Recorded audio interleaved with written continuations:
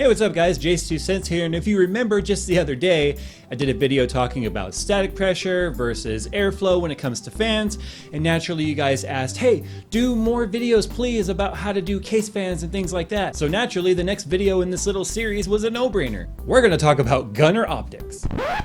No, actually that's next week's video. So today we're going to talk about case pressure, positive pressure, neutral pressure, and negative pressure, and what it all means to the cooling of your systems.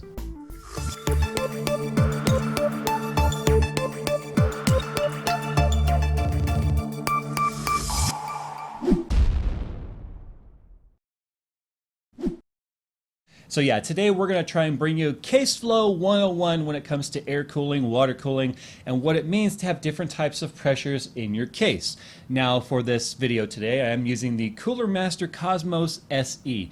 We're going to actually be doing a full review on this in a future video, but it's going to be for demonstration purposes today. So what we have in front of us right here is a case, or an enclosure, or a chassis, some various things that they are referred to as.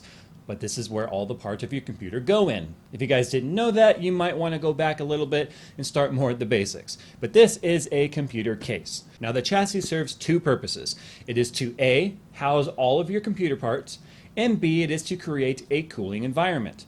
Now by creating this cooling environment, it also gives you control over the airflow, and that's very, very important. Not only are there things on your motherboard like the heat sink and the VRMs and things that need to be cooled, there are lots of parts in your system that require airflow to transfer the heat out of the system. Now the major heating dynamic that's taking place inside of your system here is radiation, or where the heat is actually radiated into the atmosphere, and how that system heat is removed from the chassis.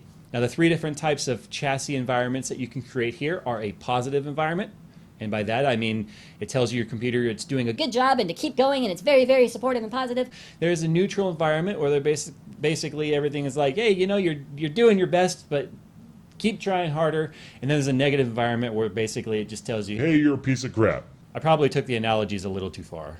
So let's go ahead and start with positive pressure. Positive pressure basically means nothing more than you have more intake than you do exhaust. That means you have more air entering the case and the fans exhausting it are able to move. So what happens is the air has to find a way out. Now that's one of those things with physics, we just can't change that. So the air pretty much finds a way out. And the way it finds those ways out are vents in the bottom, vents right here in the PCI Express slots. Most of those cases have vents now. You have these little rubber grommets for water cooling. You have the expansion slots over here on the side. You have vents in the top. I mean, pretty much cases these days are very, very ventilated.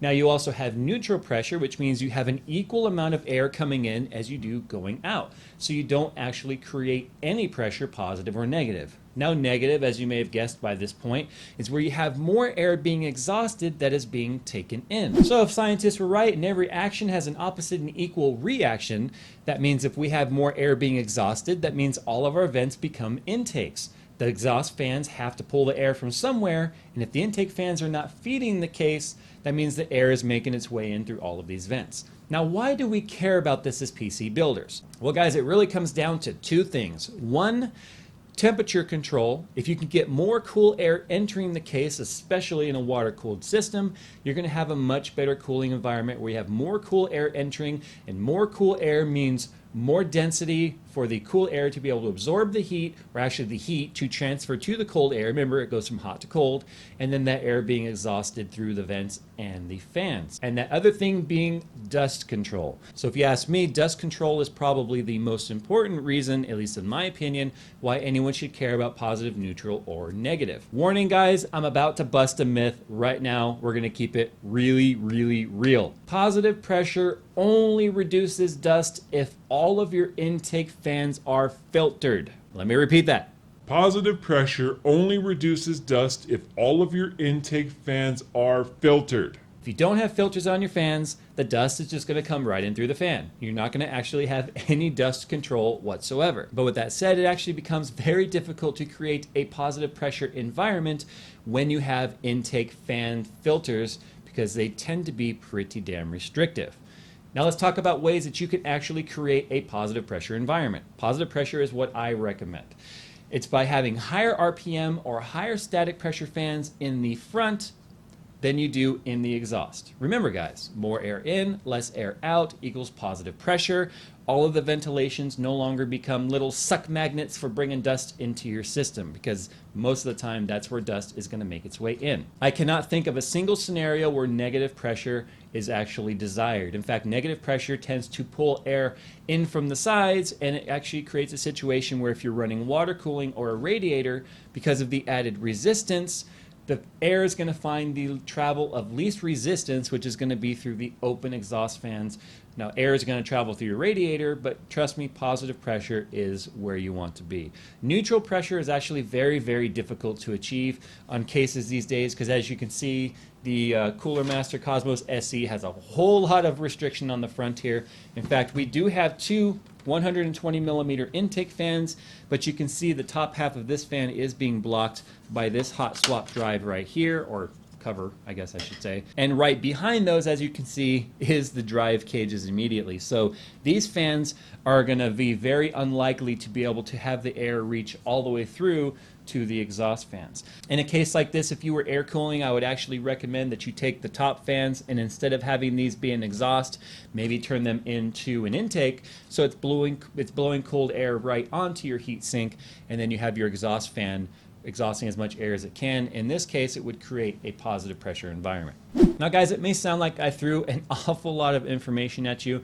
Hopefully you're not more confused, so let me just go ahead and summarize. Positive pressure means you have more air coming in than you do exhausting, and all of the excess air has to have a place to go. It will exhaust through all of the vents through pressure rather than the fan moving the air. So you have air being exhausted by the fan as well as air being pushed out through the vents. Negative pressure is where you have more exhausting fans than you do air coming in, so the air that's being exhausted literally gets pulled in through all of the ventilation, and unfortunately that pulls in a lot of dust with it as well.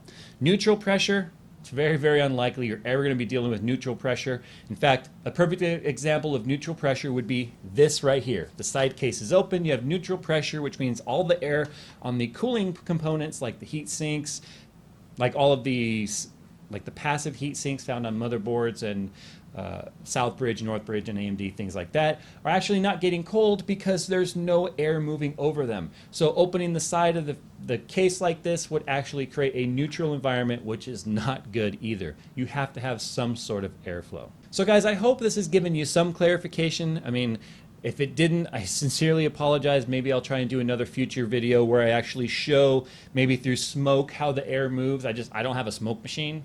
I don't smoke. I'm not going to blow into it. I mean, dry ice. I don't know. I don't know how to do that. Does anybody have any suggestions on how to get smoke in here and show how things actually move? Yeah. So anyway, guys, there you go. Positive, neutral, and negative pressure explained by JayzTwoCents. Aim for positive. It's a good thing. It's called positive for a reason. Let me get on out of here, guys. Follow on Twitter if you have any questions. The fundraiser is doing really, really good. We've actually unlocked quite a lot of giveaways I'm going to be doing here on the channel. And if you have no idea what I'm talking about, just look down in the description. If the campaign's still going, feel free to contribute. If not, my content is free for everybody. And with that, I'm going to get the heck on out of here, guys. See you next time.